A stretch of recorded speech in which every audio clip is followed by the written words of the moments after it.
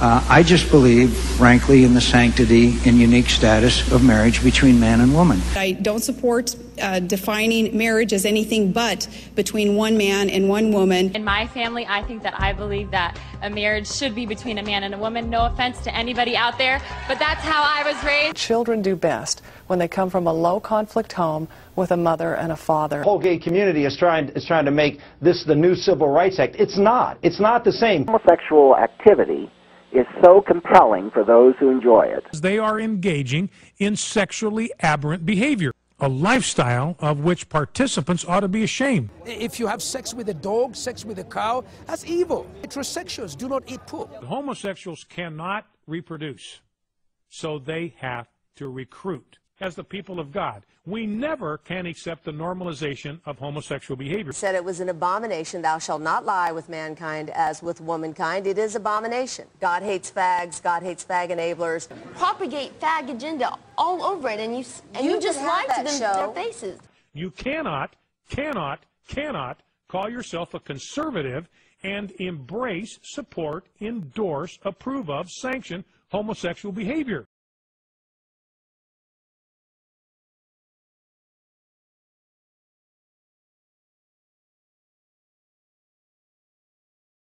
Conservative philosophy, in the truest sense, is one which agrees to personal liberties and personal freedoms. Therefore, it is actually conservative to believe in marriage equality. Honestly, I think anyone should marry anyone they want. It's a civil and a human right. I think that people who love each other and want to be together should be able to be together. It's none of anyone's business.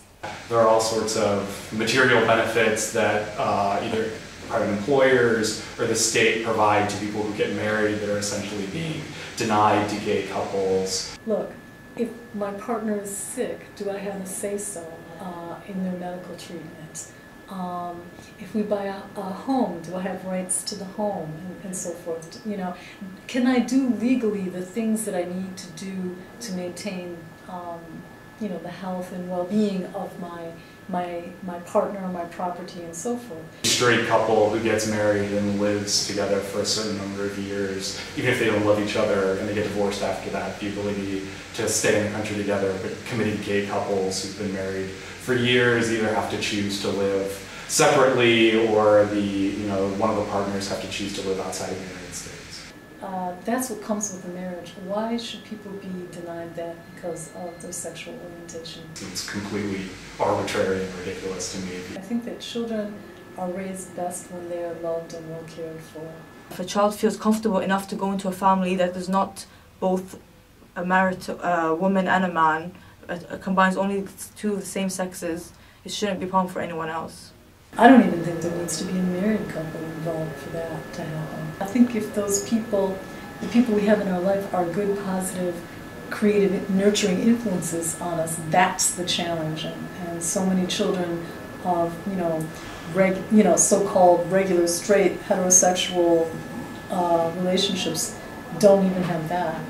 Those who do push for the sanctity of marriage more tend to be a bit more hypocritical about a lot of things.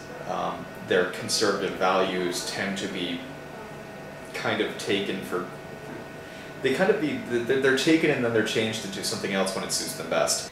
Okay, the church is important and what religion says is important, but if the church says that God is, let's say, he loves everyone and he has compassion for everyone, then everyone is included in his love. Our sanctity argument is pretty damn flimsy.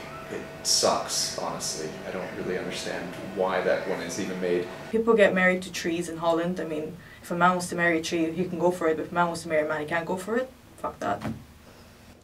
Let me give you some personal experience. When gay marriage was legalized in Massachusetts, we had the anti-gay crowd and the God hates fags people from Kansas saying, the world is going to fall apart. Here we were the first to legalize gay marriage. Everything's fine. I get to work out okay, the roads are fine, businesses are running, people are going to school, everything's absolutely fine. How many more gay people does God have to create before we ask ourselves whether or not God actually wants them around?